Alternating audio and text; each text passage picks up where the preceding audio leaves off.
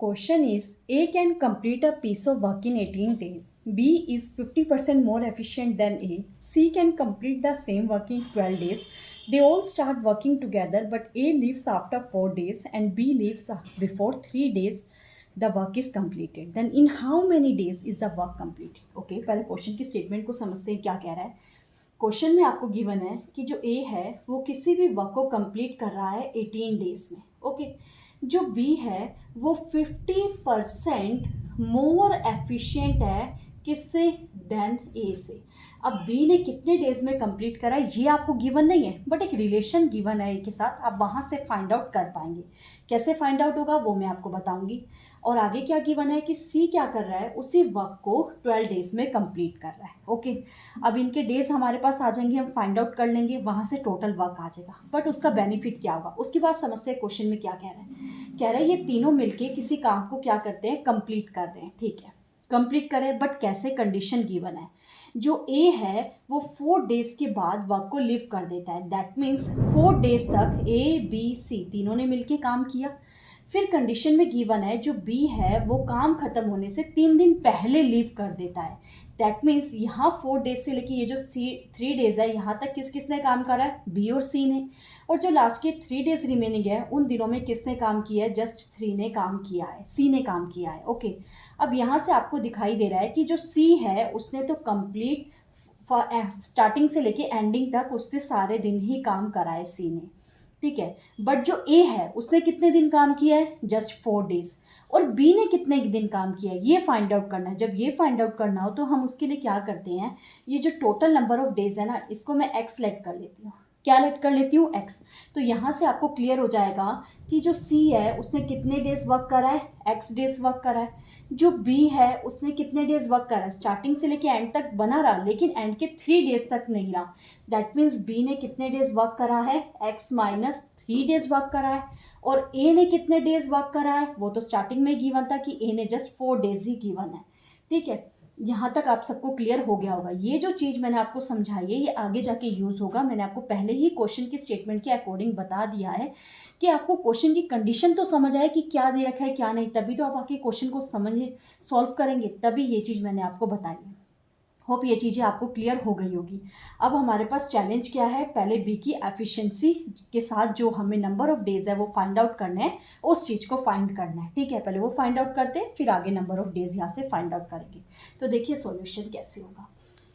Hope यहाँ तक आप सबको क्वेश्चन की कंडीशन के अकॉर्डिंग सब कुछ फाइंड आउट करना आ गया होगा. तो देखते हैं आप क्वेश्चन. देखो फर्स्ट क्वेश्चन में आपको क्या गिवन है यहाँ पे कि जो ए है वो काम कर रहा है 18 डेज में, बट बी की जो एफिशिएंसी है वो 50% ज़्यादा है. तो 50% ज़्यादा को मैं कैसे लिख सकती हूँ, we know 50% is equal to 1/2. अब ज़्यादा की बात कर रहा है यानी कि 2 में 1 ऐड करोगे तो क्या हो जाएगा, 3 हो जाएगा. अब ये 3 किसका है, 3 एफिशिएंसी है बी की और 2 एफिशिएंसी है किसकी, ए की.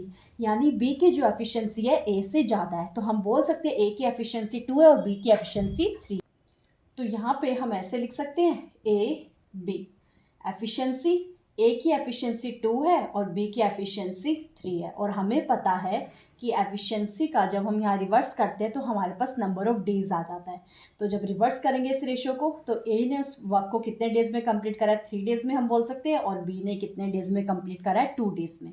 बट यहाँ तो हमें क्वेश्चन में गिवन है कि ए ने कितने डेज में कंप्लीट करा है, 18 डेज में. तो 1 यूनिट की वैल्यू आ गई 6. यहाँ पे 6 से मल्टीप्लाई करवाएंगे तो बी के भी नंबर ऑफ डेज आपके पास आ चुके हैं 12. अब ये चीज़ फाइंड आउट हो गई है हमारे पास.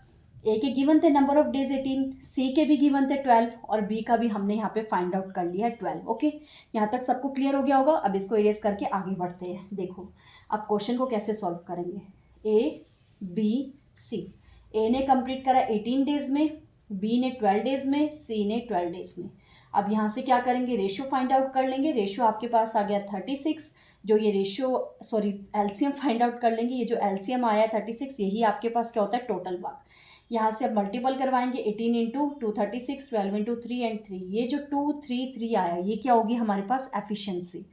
ठीक है, एफिशिएंसी आ गई आपके पास 2 3 एंड 3. अब यहाँ से क्या करेंगे, वही चीज़ जो मैंने आपको समझाई थी कि सी ने कितने डेज वर्क करा है, एक्स डेज पे वर्क करा है, और बी ने कितने डेज वर्क करा है, एक्स माइनस 3 डेज वर्क करा है, और ए ने कितने डेज वर्क करा है, 4 डेज वर्क करा है।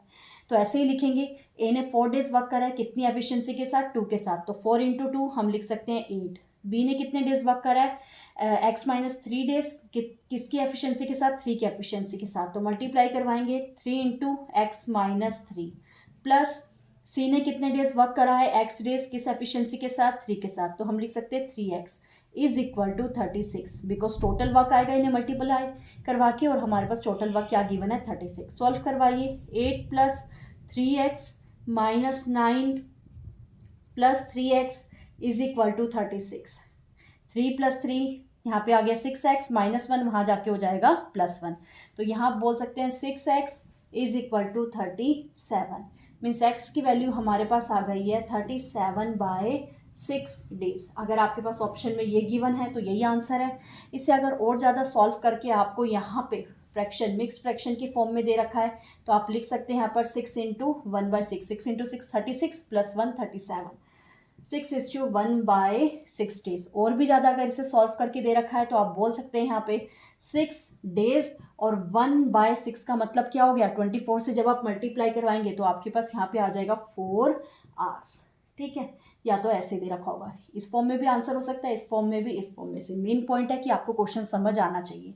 कभी क्वेश्चन में हमें जस्ट ये वाली चीज़ें भी गिवन होती है कि ए ने वर्क करा 18 डेज में, बी ने 12 डेज में, सी ने 12 डेज में, तो बताओ इस कंडीशन के साथ टोटल वर्क कितने डेज में कंप्लीट होगा। अगर ऐसा गिवन नहीं है, ऐसे कोई कंडीशन के साथ आपको कुछ गिवन है, तो वहाँ से सॉल्व करके पहले आपको ये चीज़ें फाइंड आउट करनी पड़ेगी, तभी आपका क्वेश्चन क्लियर होगा। होप आप सबको क्वेश्चन क्लियर हो गया होगा। अगर पसंद समझ आया है, वीडियो भी अच्छी लगी है तो लाइक करना मत भूलेगा, और चैनल पे फर्स्ट टाइम आए तो चैनल को सब्सक्राइब करना भी मत भूलेगा। तो मिलते हैं नेक्स्ट वीडियो में नेक्स्ट टाइप के क्वेश्चन के साथ। Thank you.